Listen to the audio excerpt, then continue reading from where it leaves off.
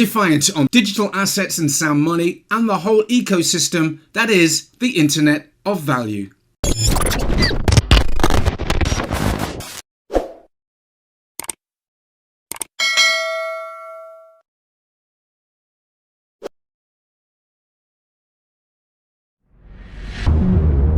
Here with Ashton Kutcher here at Ryan Long's City Summit. Now, last year they had Halle Berry, they had John Travolta, they had Quincy Jones, and today it's Ashton Kutcher. Yeah, it's just me.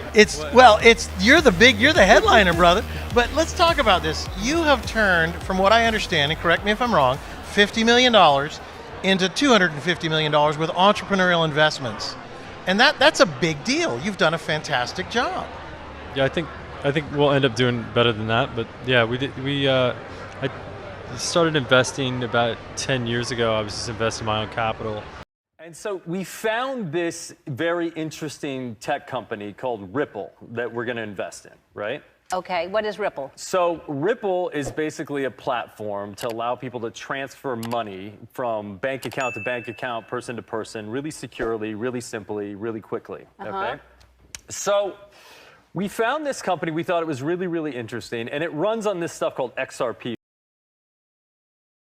which is a cryptocurrency, but basically it's just a way to get value from here to there, okay? So we're meeting with these folks, and they're explaining to us, the people who run it, this guy Chris Larson and a guy named Brad Garlinghouse, and they run it, and they're talking about the ethic of this company and this platform, and how they actually really care about being an ethical company and giving a portion of this platform away to people that are doing good in the world. You're always thinking about everyone else.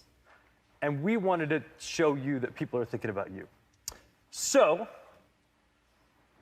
on behalf of Ripple, we'd like to give you $4 million.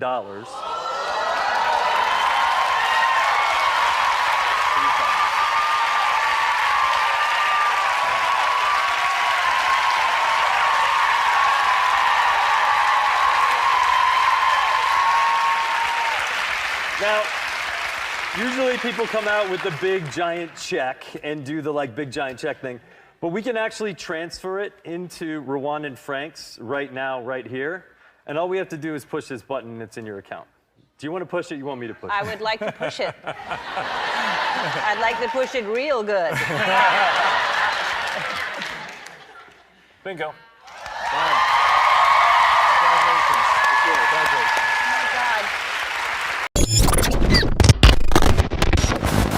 Very much, Mark Carney. I hope Sarah's sitting down because he is calling for the creation of a new virtual currency that could ease the reliance of the world on the U.S. dollar, which he says creates some of the problems that we have today.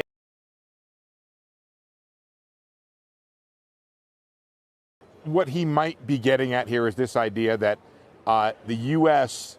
is affecting the world beyond the amount which the world should be affected.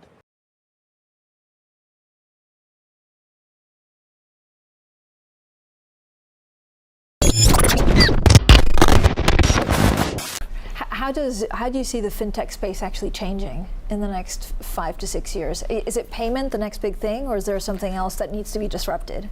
I think the next big thing, which is already here actually, is crypto. So I think that is it's already happening. We talk a lot about the CBDC, central bank digital currencies. The fact is you already have around 100 billion of stablecoin dollars, US dollar, fiat currency, digital currency in the US today. You mentioned XRP. There's a huge community behind it. Obviously, a very high-profile lawsuit from the SEC against Ripple. Yeah, I own some XRP, actually. A lot of XRP holders are going to be excited to hear about that. When did you take a position? Not necessarily, but timing. Year ago. And I bought it for the reason that A, it does have use cases and it is being used. And B, the court case is a phenomenal risk reward. But if it gets solved, it's 10x. And I'm like, well, that's a no-brainer. Why would you not take a 10-for-1 risk reward? And XRP that's on my screen is up 335% this year. We think, we central banks, and I'm not the only one here, there are, at least 80 central banks around the world that are looking at digital currencies.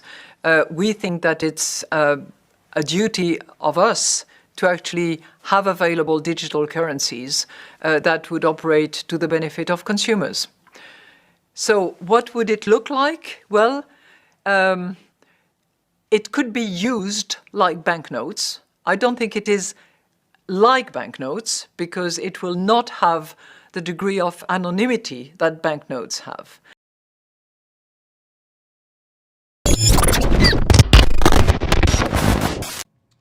All right, so some live questions. Mike Rains asks, why is gold and silver getting punished in this environment? It really is this simple. A rising gold price is an indication of a failing currency.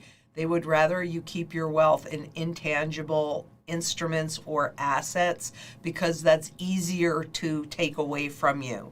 And so they are going to punish real money because the battle is real money against fake money.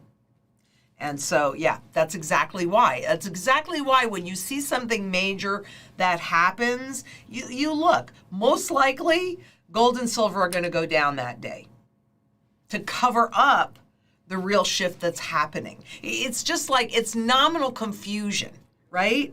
$20 bill 10 years ago, it looks the same as, it might even be exactly the same bill as it is today, but it buys a lot less. It hides the truth. It hides the loss of purchasing power. And that's the same reason why gold and silver get punished, because they're hiding the truth, the real money truth.